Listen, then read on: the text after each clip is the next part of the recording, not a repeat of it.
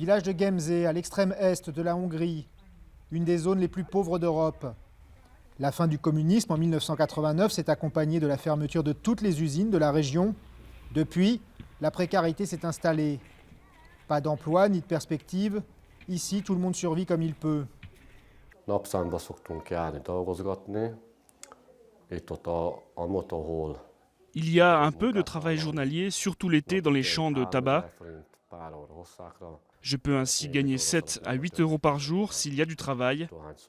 Mais l'hiver, ici, il n'y a rien du tout.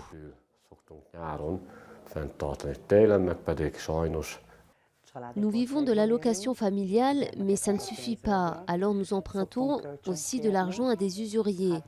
Le problème, c'est que quand ils nous prêtent 10 000, on doit en rembourser 20 000. C'est malheureusement notre seule solution pour continuer à vivre. Principale conséquence de la pauvreté, les enfants ne mangent pas tous à leur faim.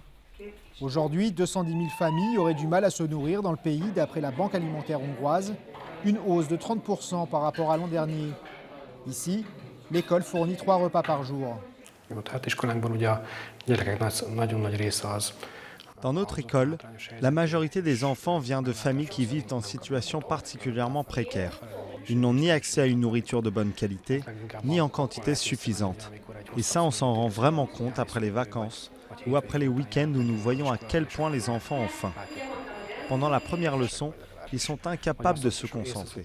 Ils n'attendent que la récréation, quand on leur sert leur premier repas de la journée. Cette situation précaire des campagnes conduit les pauvres à manifester. Comme ici, des marches contre la faim sont lancées à travers tout le pays. L'objectif, protester contre la réduction des aides sociales décidée par le gouvernement du Premier ministre Viktor Orban. Si on est pauvre, on n'a plus le droit de vivre en Hongrie.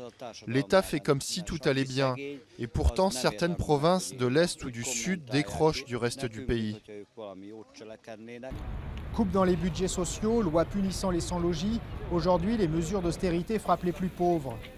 Mais avec 0,6% de récession en 2012 d'après l'OCDE et une dette publique qui se monte à plus de 80% du produit intérieur brut, l'État hongrois cherche à faire des économies. Et les premiers touchés sont d'abord les plus vulnérables.